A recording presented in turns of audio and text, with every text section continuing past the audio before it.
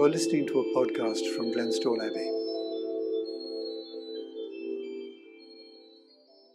Turning now to chapter 37 of the Rule of our Holy Father Benedict, where he is considering the situation of old men and children in a monastery. I think we should rephrase that to considering youth and age in a community. There is a natural sympathy and authority of the rule in relation to both the aged and youth. Youth in St. Benedict's day meant precisely that, very young people. In our age, we do not accept very young people as members of our community. So the term children nowadays can equate to, first of all, young monks age-wise, or young monks and nuns age-wise, and also young monks profession-wise. In the Rule of Benedict, there is an inclination of human nature to feel and show compassion to older and younger brethren, but this is not so universally demonstrated outside the monastic community in our own age.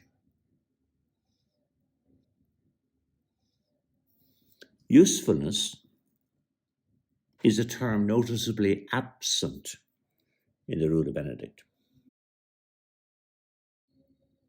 No one should ever have to feel a sense of having outlived one's usefulness.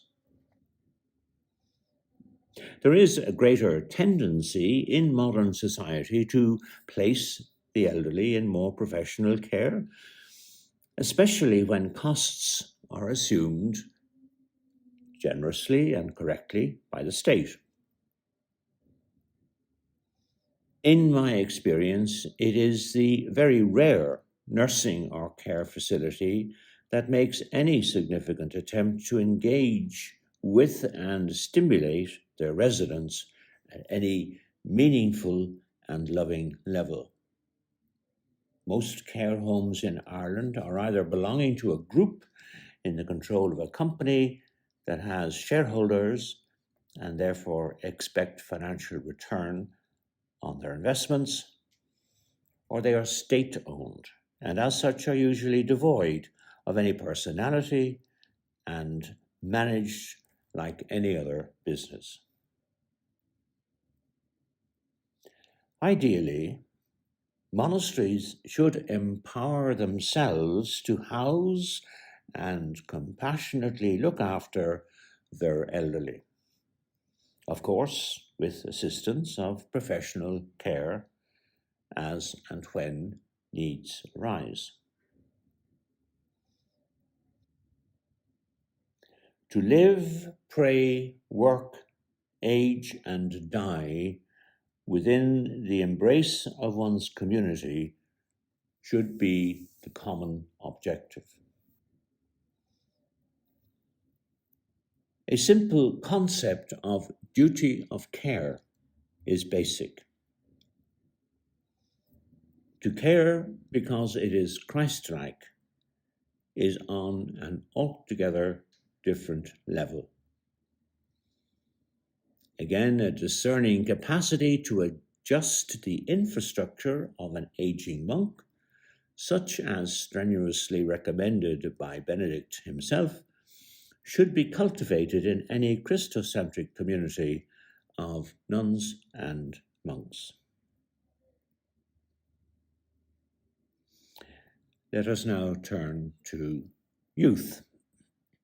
Let's define youth in monastic communities as being those who are young in their membership of the monastic family.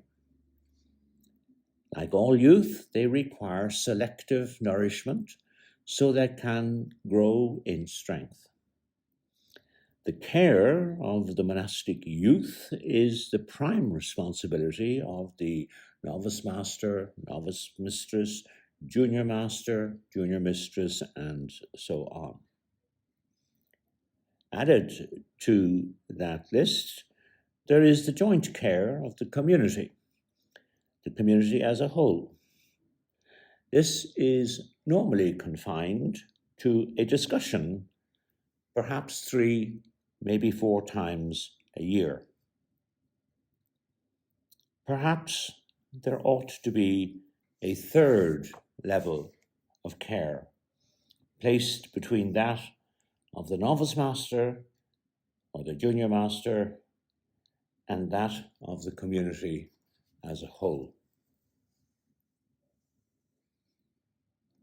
As the youth in a monastic setting can be aged between 25 and 40, the needs and duty of care are far more complex than those for which St. Benedict was prescribing.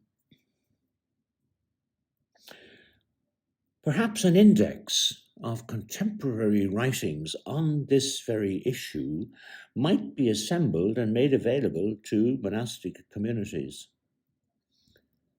The whole demographic of young monastics has changed and urgently needs new models of care and compassionate understanding than hitherto. Finally, there is the complex issue of professional training for those who are young in monastic membership terms, if not in age. Decision-making in this area, once the more or less exclusive preserve of the superior and his appointed junior masters, should be broadened to be as inclusive as possible, even to the point of consulting outside the community, even at a congregational level. It is critical that the aged youth of today's monastic environment be afforded the best professional advice available, as well as the well-intentioned fraternal embrace.